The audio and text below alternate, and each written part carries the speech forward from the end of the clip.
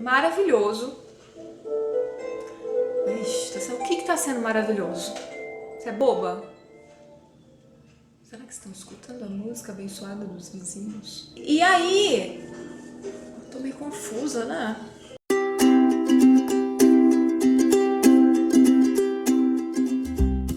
Oi pessoal, tudo bem? Bom, quando a gente chegou lá no sítio, eu contei no vídeo passado que era só mato, barro. Nós compramos o sítio em 2015. Eu não me lembro, não sei precisar, mas eu acho que um ano depois a gente começou a construção da casa. Um ano e meio, e até hoje a gente tá tentando terminar. Esse ano a gente termina e a gente se muda. Antes de começar a construção, quando a gente foi procurar arquiteta para fazer o projeto da casa, o Luciano tinha essa ideia de fazer a pousada. E aí eu não sentia que era isso, e eu não conseguia falar para ele. Ele desenhava, ele falava, o que você acha daqui fazer os chalés e tal, e eu tava sempre angustiada, não conseguia falar porque eu não sentia que era isso que tinha que ser feito. Aí um dia ele tava com um desenhando, eu falei assim, olha, eu preciso te falar uma coisa, eu não sinto que é isso, eu não me vejo nesse contexto, eu acho que não vai dar certo fazer pousada, fazer restaurante, não sinto que é esse o trabalho que a gente tem ali pra fazer. Aí ele ficou meio assim, a gente vai fazer o que então, né? Como que a gente vai fazer o estudo do evangelho? Vai voltar a doutrina para as pessoas que vão ali, a gente tem que ter uma pousada para as pessoas irem ali.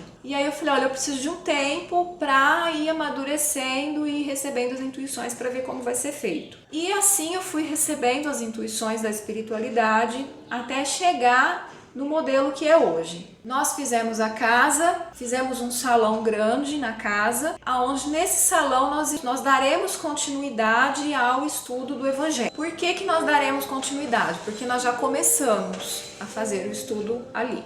Sempre quando a gente ia lá, eu sempre levava o Evangelho e fazia o Evangelho sozinha lá. Algumas vezes eu e o João Fábio. Qualquer lugar, eu sentava, abria o Evangelho, lia e comentava a respeito. Embaixo da paineira, quando estava fazendo os alicerces da casa. Aí o tempo foi passando, foi construindo a casa aos poucos, devagar. Teve um dia que o vizinho ligou para nós que tinha entrado ladrão lá no nosso sítio. Aí entrou ladrão, aquela coisa chata, né? Levou as coisas que tinha, levou todos os arreios de cavalo que a gente tinha, levaram um monte de coisa.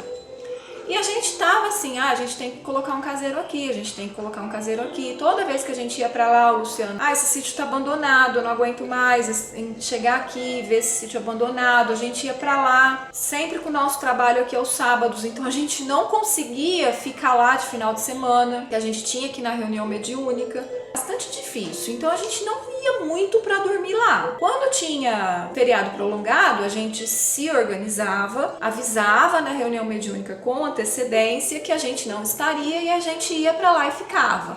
4 dias era pouco para fazer o serviço que tinha para fazer lá, porque estava acumulado. E aí a gente já estava cansando. Quando aconteceu isso, a gente falou, agora não dá mais, né? Agora a gente tem que colocar um caseiro porque é a vida mostrando para nós que tem que colocar um caseiro. Foi procurar uma pessoa para morar ali no sítio. Nós construímos uma outra casa para o caseiro, uma casa do lado da casinha de 2 cômodos. A gente construiu uma casa. Quando a casa estava pronta, a gente foi procurar pelo caseiro. Não fomos atrás de muitas pessoas, só que as pessoas que nós fomos atrás também não batia a energia com nós. Aí me veio a intuição que a gente tinha que começar o estudo ali naquele lugar do jeito que tava. Não dava para esperar a casa grande ficar pronta para começar o estudo no salão grande. Se a gente não começasse o estudo, a gente não ia encontrar ninguém para ficar ali. Aí nós começamos o estudo no ano passado, que seria todos os domingos às 9 horas da manhã, desde o dia 1º de setembro de 2019 até hoje. Naquela semana, a primeira semana de setembro, a gente achou uma pessoa. Então aí nós contratamos o caseiro. Veio a pandemia agora em março. De setembro até março, a gente ia todos os sábados no estudo, no Deus e Caridade. E no domingo de manhã, a gente acordava às 5 horas da manhã, ia pro sítio, fazia o estudo e voltava de tarde. Isso foi de setembro até março desse ano. Em Em fevereiro, o Luciano, olha, não dá mais para fazer assim. A gente vai ter que fazer um domingo sim, um domingo não. Então a gente intercalava. Eu fui contra, né, a louca do estudo. Isso a gente decidiu durante o Evangelho no Lar, né? O Luciano fez essa proposta durante o Evangelho no Lar. Os meninos também falaram, olha, eu concordo com o papai, eu acho que tem que ser assim. Tava todo mundo já, né, não aguento mais. Muitas vezes o Luciano tinha que ir para lá para fazer o serviço no café, ele tinha que ir na sexta, então ele trabalhava aqui em Sertãozinho, saía daqui 3 horas da tarde, ia para lá, trabalhava na sexta, dormia na casinha, trabalhava no sábado, vinha embora, chegava aqui 8 horas da noite, no domingo acordava 5 horas da manhã para ir para lá de novo fazer o estudo. Por quê? Porque eu não podia deixar o estudo aqui. Eu tava fazendo os estudos aqui. Tava com essa responsabilidade. Aí em março veio a pandemia. Com a pandemia, os estudos na casa espírita foram suspensos. Pois a gente foi vendo que ia demorar para passar, foi sendo desenvolvido aí os negócios tudo por computador. Quando veio a pandemia, a gente não tinha que ir para a casa espírita, a gente ia para o sítio. A gente ia de sexta-feira e voltava no domingo. E aí começaram os estudos na casa espírita pelo computador, só que a gente não tinha internet lá. Aí, aula online dos meninos, o Luciano falou assim, olha, vamos colocar a internet para ver se dá certo essa aula online dos meninos, se dá certo o estudo, pra gente voltar pro estudo da casa espírita, porque a gente continuou fazendo lá no sítio, e aí a gente voltou a fazer todo domingo, que aí você pode vir aqui, ficar uma semana com os meninos aqui, né, durante a semana inteira. Eu cheguei a ficar uma semana lá sozinha, assim, sozinha, sem os meninos e sem o Luciano, porque o caseiro tá lá, né, na casinha, né, fiquei sozinha na casinha de 2 cômodos. E aí a gente pôs a internet, deu certo, né, não é a internet, mas funciona. Deu certo, nós voltamos pro estudo do Deus Caridade aos sábados, às 5h30. A gente tá lá no sítio, participa do estudo, é uma delícia. Nós ficamos lá uma segunda-feira para os meninos terem aula para ver se dava certo, deu super certo, eles tiveram aula. E aí a gente tá terminando a nossa casa lá, pra gente se mudar em dezembro deste ano. E o nosso projeto é fundar uma casa espírita. A energia da espiritualidade está sendo estruturada muito antes de nós estarmos ali. O que nós precisamos é da estruturação pelo lado de fora. Nós precisamos mudar muitas coisas durante esse tempo que nós adquirimos o sítio. Nós mudamos muita coisa, nós mudamos muito nossa visão de mundo, a nossa visão de nós mesmos. A gente se olha muito mais do que antes. A gente parou de botar a culpa no outro das coisas que é de responsabilidade nossa, e é uma transformação muito grande. Eu confesso para vocês que eu tenho muito medo, às vezes eu sinto muito medo, porque eu sinto o tamanho da responsabilidade. Mas a minha confiança é maior que o meu medo, porque o contato com a espiritualidade ali naquele lugar, ele é único. Todas as pessoas que vão ali sentem isso. Todas as pessoas que já foram ali, nossos conhecidos, sentem esse contato com a espiritualidade, sentem que é um lugar de muita paz, que é um lugar que elas se sentem com as energias renovadas. O estudo, gente, ele é aberto para quem quiser ir.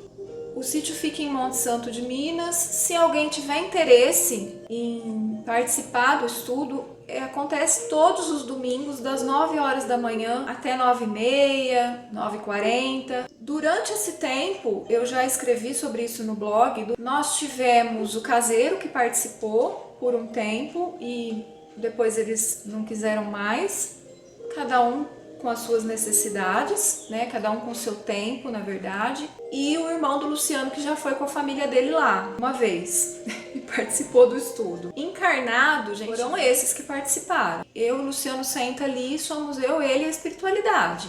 Um exercício de confiança. Pode parecer uma coisa de louco? Pode parecer uma coisa de louco. Nossa, mas... E eu estudo para fazer, a gente faz o estudo do Evangelho. A gente está no capítulo 4.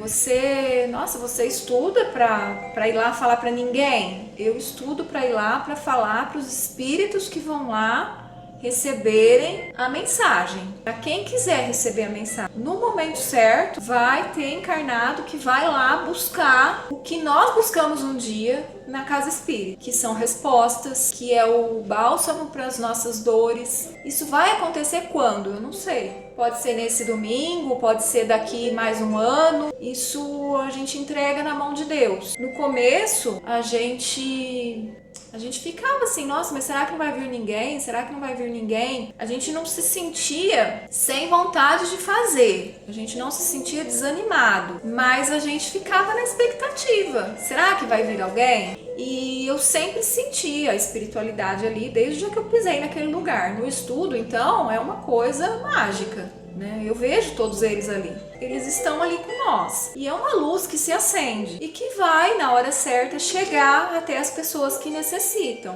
Então, gente, é sempre uma luz que se acende, seja em qualquer segmento, qualquer religião, quando você senta ou se junta a uma ou mais pessoas para conversar sobre Jesus. Eu gostaria muito de trazer para vocês, além da nossa vida no sítio, além da construção da casa, da mudança, das transformações que vão acontecer, a sementinha do Evangelho de Jesus. Acima de ser espírita, eu sou cristã, eu acredito em Jesus, é esse o meu segmento. Qualquer religião, para mim, sempre tiro alguma coisa de bom. Às vezes eu gosto de assistir a missa na TV porque tem alguma coisa ali que vai servir. Pastor falando, tem alguma coisa que vai servir. Independe do segmento. Vem um testemunho de Jeová bater na minha porta, eu atendo e converso. Sem aquela história de mandar embora ou... É lógico, eles perguntam se a gente tem religião, eu não vou mentir. Eu falo que eu sou espírita, mas que eu aceito ouvir o que eles têm para me falar. E não fico ali querendo questionar eles e mostrar que a minha religião é a certa. Eu ouço, tiro alguma coisa de bom dali, porque sempre tem, gente.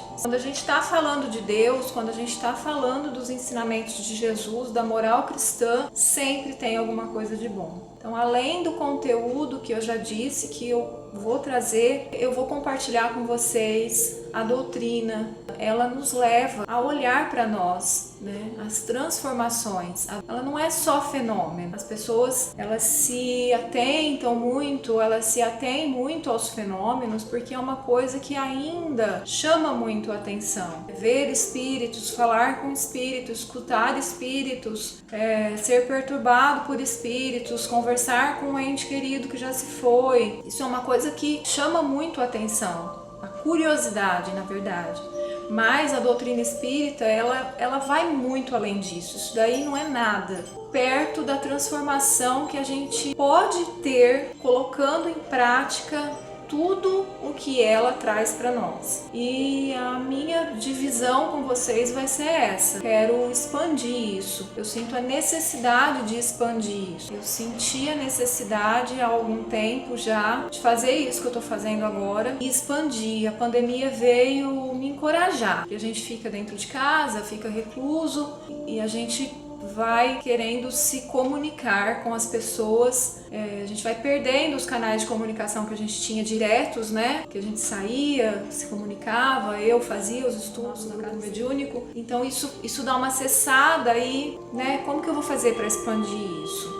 Eu senti essa necessidade, sim. Então eu espero que vocês gostem, que vocês sintam a multiplicação também. Sejam acolhidos e que sejam auxiliados, porque a gente consegue muitas respostas na doutrina espírita para as nossas dores. A doutrina espírita, ela é o consolador prometido. Viria no tempo certo, no momento em que nós conseguíssemos a compreensão das revelações que ele tinha para nos fazer. E o consolador prometido é a doutrina. A doutrina, muitas dores que a gente tem, ela vem amenizar essas dores. Ela não arranca nada de nós, mas ela te dá ferramentas para que você olhe aquela dificuldade de forma diferente. Ela te dá respostas que você busca do porquê você está passando por aquela dificuldade. E aí você consegue transformar. Aí você transforma, né? Aí você se encoraja ainda mais, você cria ânimo, você tem confiança, você consegue raciocinar de uma forma lógica. Né? Não é porque é assim, não é porque Deus quer. Deus não quer o mal de ninguém. Né? Deus não quer a dor de ninguém. Deus não quer ver ninguém sofrendo. Ninguém. Né? Nenhuma das suas criações Ele quer ver ali naquela criação o sofrimento, a dor, a lágrima, o pesar. O que acontece é que nós construímos as coisas ao nosso redor. Construímos o que vai acontecer com nós. Deus não vai colocar o dedo naquilo que nós modificamos de acordo com a sua lei. Se a gente for contrário a uma lei de Deus, a gente vai sofrer a penalidade. Eu dou sempre esse exemplo e ele cabe muito na questão das leis de Deus. Não existem as leis dos homens. Se eu passar no semáforo fechado, o que vai acontecer? Eu vou tomar uma multa. Se eu infringir uma lei de Deus, eu vou tomar uma multa. Você vai agir e dentro daquela ação que você teve vai ter uma reação, vai ter uma consequência. Se você agir bem, a consequência vai ser boa. Se você agir mal, a consequência vai ser ruim. Né? Então é simples assim. E é simples assim, mas é complexo. Complexo de absorver isso, de colocar em prática isso quando você está na dor. Meu pai morreu, por exemplo. O pai saiu para trabalhar de manhã, ele teve um ataque do coração, caiu e morreu. Por que ele morreu? Né? Minha mãe ficou sozinha, meu irmão ficou meio perdido, sem meu pai, porque eles trabalhavam juntos. E como que você entende? Né? Por quê? Não tinha nada. Como que você recebe isso? A doutrina, ela te dá um apoio, um amparo, tá? Ferramentas para que você faça uso no momento da dor. Ela não faz milagre, ela não arranca nenhuma dor de dentro de nós, ela só nos ajuda a transformar essa dor. Ela nos auxilia a enxergar a dor como bênção e a não sofrer com a dor. Isso é uma coisa que as pessoas normalmente não entendem. Eu tenho a dor, mas eu não sofro. Como que eu tenho dor e não sofro? Meu Deus! Como que eu faço isso? A doutrina te dá a ferramenta para você conseguir isso. Então eu gostaria muito de compartilhar isso com vocês, tudo isso que eu tô falando aqui nos vídeos. Eu espero que vocês gostem, que tenham tido paciência de acompanhar essa série de vídeos falando do nosso caminhar até aqui. E agora a gente vai junto, daqui para frente, com a doutrina nos amparando. Vocês vão participando todo esse processo que está sendo maravilhoso. E estão convidados a estar conosco ali no estudo. Gente, se vocês gostaram, compartilha, curte. Se não é inscrito no canal, se inscreve para receber vídeos sobre tudo isso que eu falei agora, tá bom? Um beijo e até a próxima!